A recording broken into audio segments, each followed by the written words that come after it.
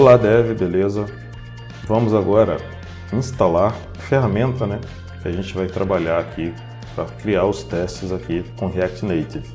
Então a primeira ferramenta e a principal ferramenta que a gente vai trabalhar aqui é essa React Native Testing Library. Então essa aqui é uma ferramenta mais comum que se usa para testar componentes do React Native, Ela é criada com base nessa aqui, React Testing Library, que é a biblioteca para você testar o React.js, no caso, Então aqui é uma adaptação para você testar o React Native.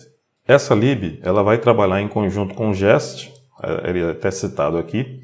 O Jest ele é um framework para testes em JavaScript, Então você pode testar back-end, front-end, mobile, tudo que é criado com JavaScript, você pode usar essa biblioteca aqui, esse framework, para poder testar. Então você vê aqui, Node, React, Angular, Vue e muito mais. É muito poderoso realmente. Quem está por trás, do Jest é o Facebook. Então é uma boa base aí, uma empresa grande por trás aí desse framework, no caso. Voltando aqui para a nossa React Native Testing Library, a gente precisa fazer a instalação dela. E aí aqui na documentação a gente já tem esse passo a passo. Então a primeira coisa, se você está usando Yarn, você vai executar essa instalação aqui. Se você está usando NPM, você vai executar essa aqui. No meu caso aqui eu vou rodar com Yarn, então eu já vou copiar esse comando aqui. Copy. E aí eu vou aqui no VS Code, abrir aqui o terminal e vou colar aqui o comando para poder executar.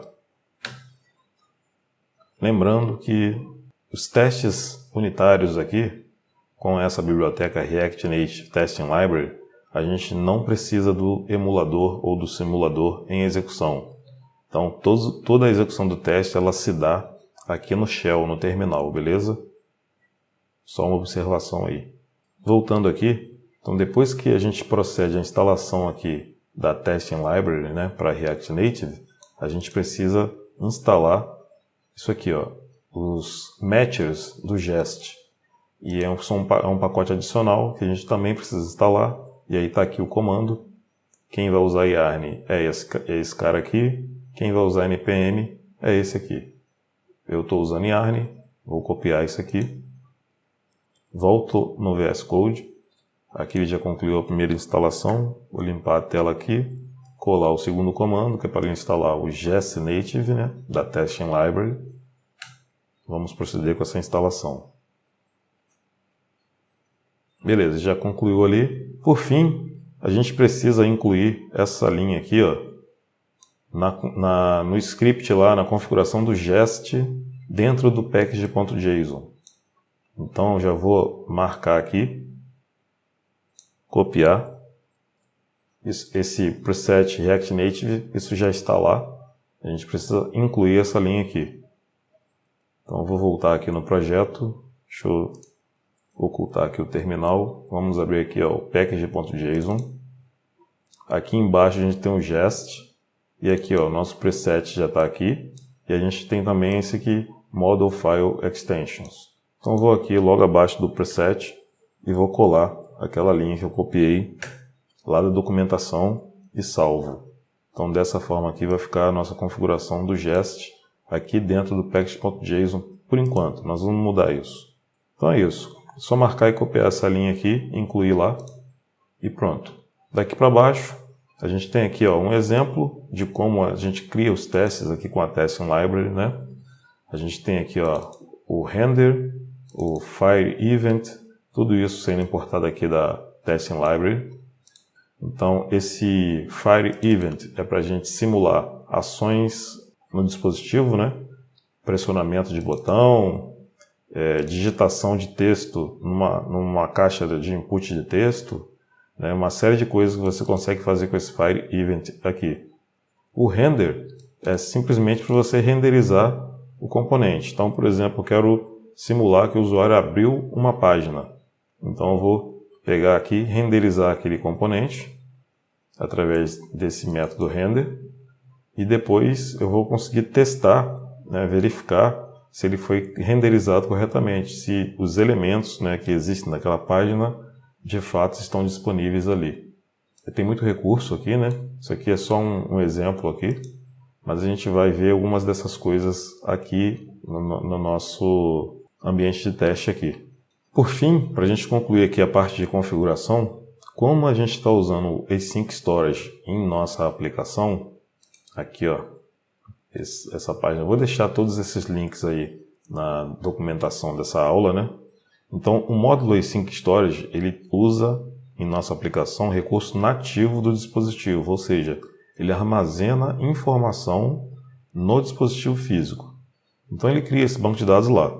Para a gente conseguir usá-lo nos testes, a gente precisa fornecer uma implementação através de um mock, de uma simulação. Porque como a gente não trabalha com um emulador aqui, nem com um dispositivo físico, né, conectado via cabo USB, como é que a gente vai, no teste, conseguir usar, né, o Async Storage? Não tem um dispositivo para ele acessar o banco de dados.